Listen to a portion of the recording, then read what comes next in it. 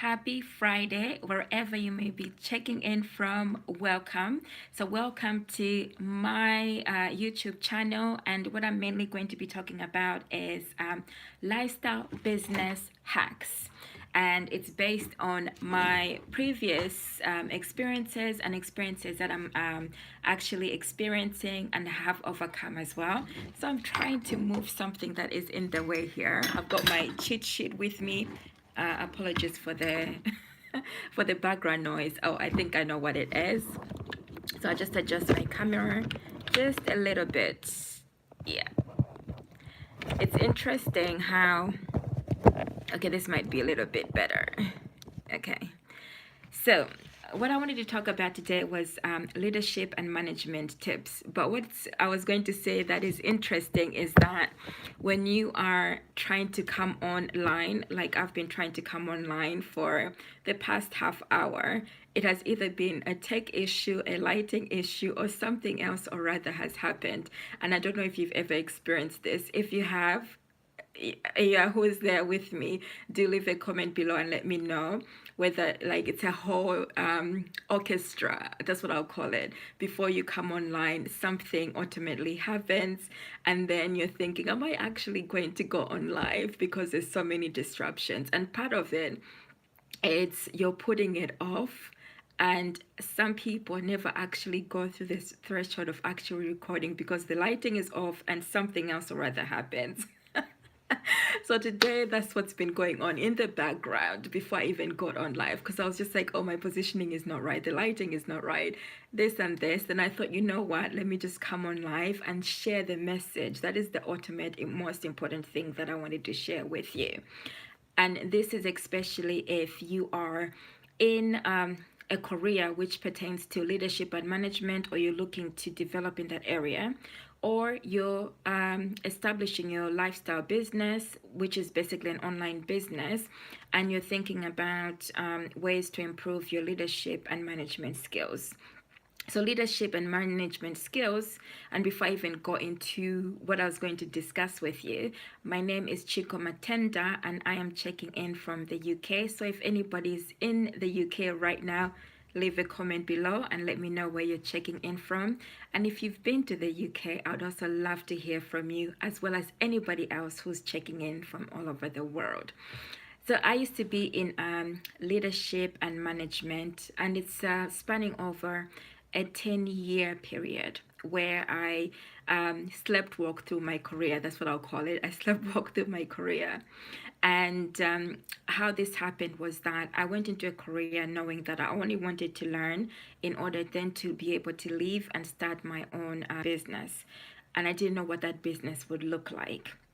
And I was progressing through my career, there were people who were in line management positions who kept coming up to me and saying, did you see that post? You should try and apply for this position. Then I would say, oh, I was even oblivious to it. I would apply, and I would also be surprised by how much confidence they had in me. So I didn't go into my career thinking, oh, I want to become a manager, or I want to be in a leadership and management position. All I thought about was, in the beginning, let me go in, work, do my job, and then leave and learn as much as I can. So I found through my career that every 2 years I progressed on to in leadership positions. So every 2 years I was doing something different. And part of my work ethic is always about, if you stand still then and you're not learning anything, then it's better to keep moving rather than being in a position where you become bored and you become frustrated. So I don't like staying still. That's basically me. I don't know about you. So this is where the leadership and management comes in, because when you're thinking about starting a business, the two go in together. The leadership skills come in very handy. It helps to have that either innate nature where you have the leadership skills. So you might be a firstborn, that's me, in your family, or you might have just acquired them through your development process. Okay, in whatever format. What I learned, so these are the tips that I'm going to share with you. when I first got into my, I think actually it was my second position in management in the public sector. One of my line managers approached me and said that when you go in, act as though you don't know anything. So that was the first place that I was going to manage, and it was acting on behalf of somebody else who had gone off sick. And he said to me, go in as though you don't know anything. And that's tip number one. Most people rushing into a position, not most, but some people rush into a position because of nerves or because they feel like they know best and they want to change everything without actually learning first and listening to the team to hear about what has been going on, what is the culture, what are their pain points, what are the type of things that they're looking to learn how to improve, what are the type of things they need support with in learning how to improve. So this is what I did. I listened to every single individual member, and there was about 15.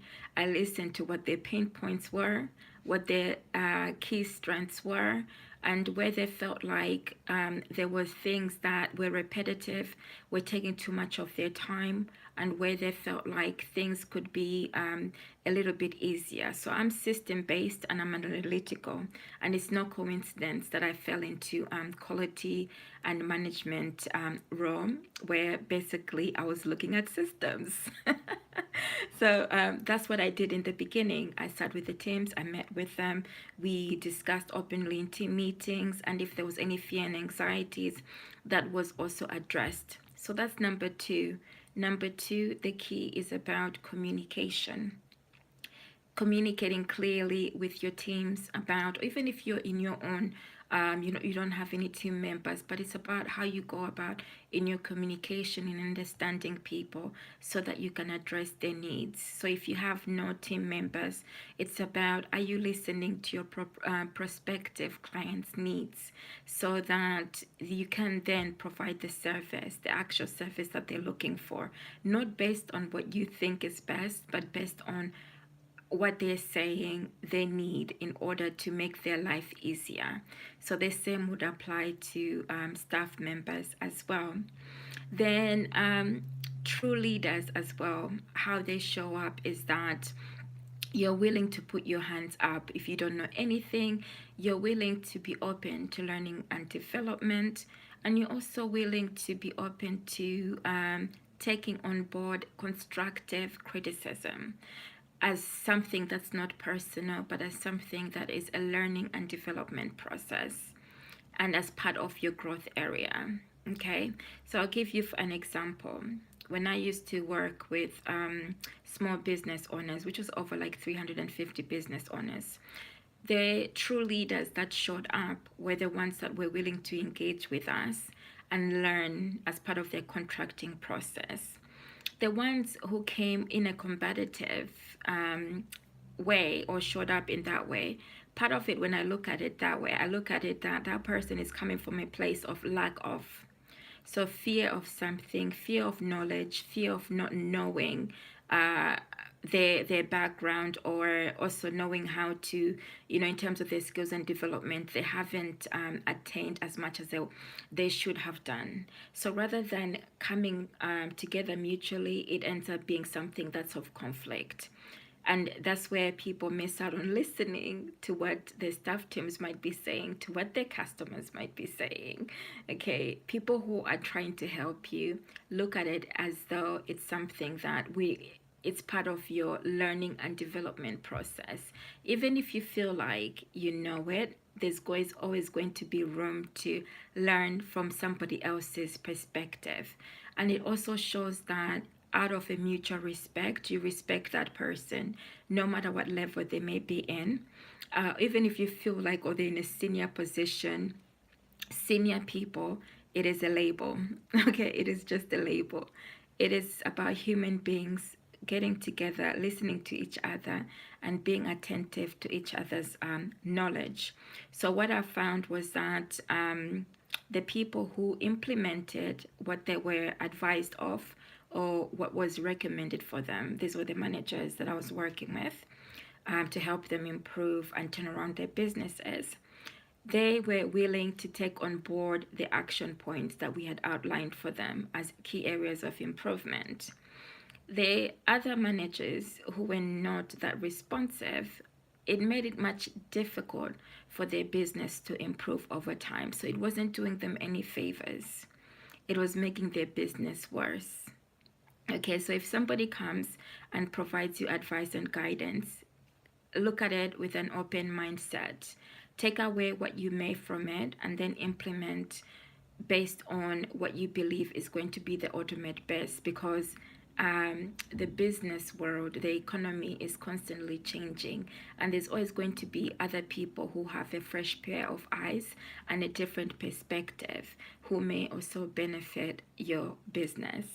So going into yes, so that was business owners, being in a leadership position and not seeing other people as your enemies, but seeing them as your corroborators, your partners, and not your competitors. Okay, that's one thing I see on social media about the competitive nature. You are looking more about learning and development, improving your key skills, and focusing inwardly on you and then outwardly. Because when you then get into this nature of being competitive, it only distracts you from your true path or from implementing systems and processes that you could be implementing to help the growth of your business. Okay, so I hope all of this is making sense.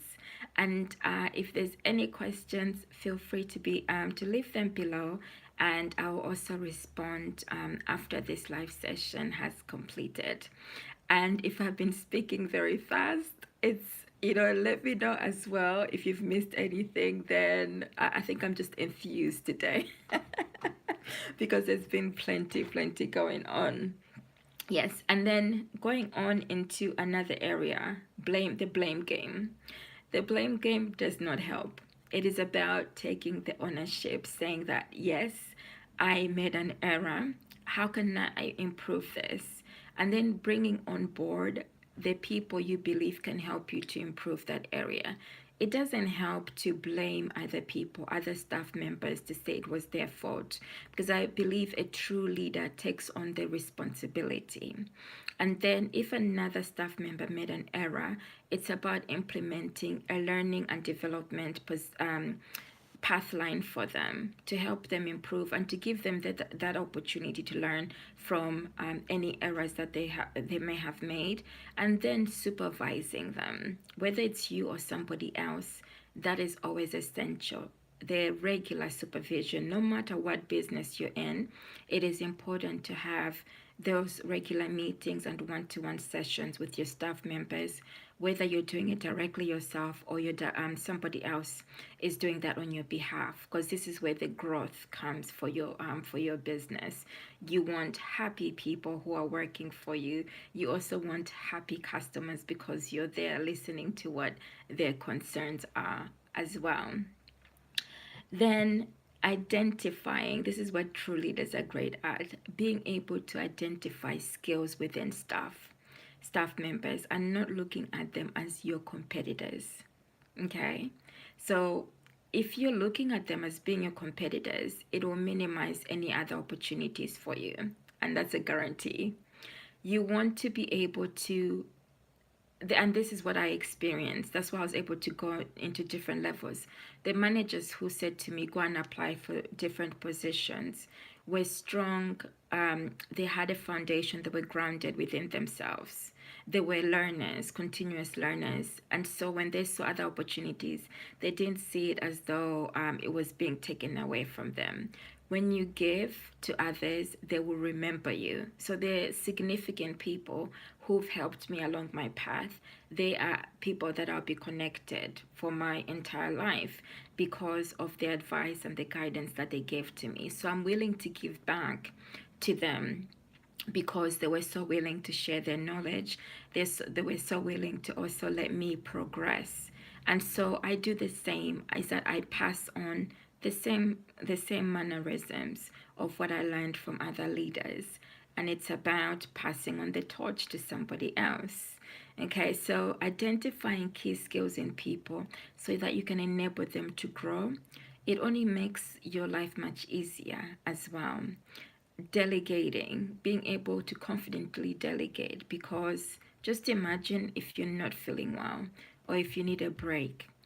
And so, if people don't have the knowledge, how will your business run without you there? It's always thinking about how can I best automate on leveraging on people who are around me as well as systems.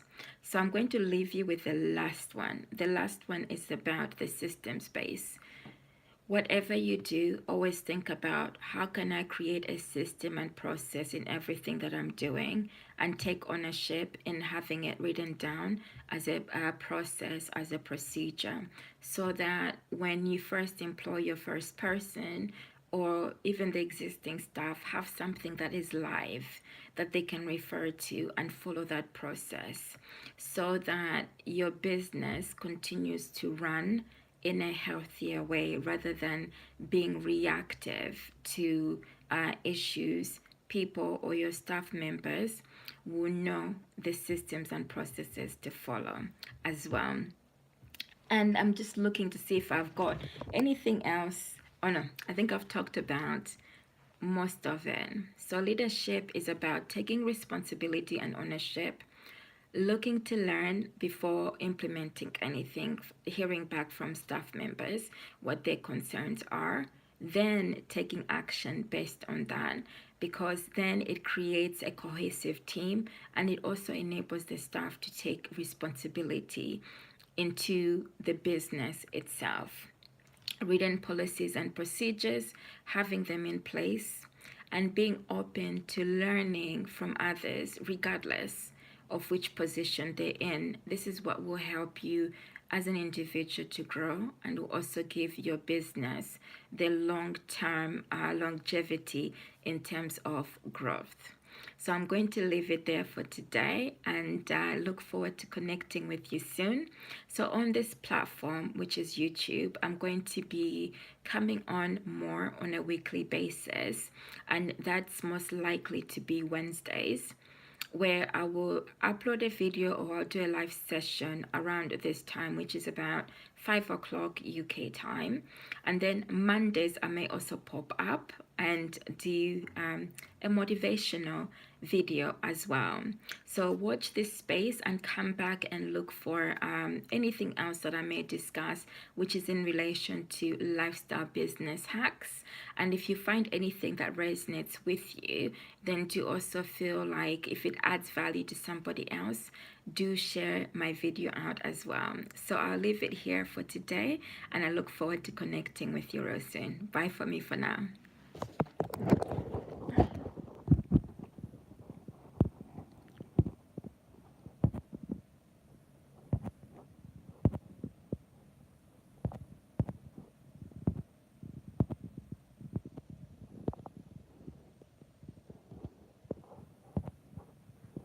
So you might be wondering what I'm doing in the background. I am planning to share out this video.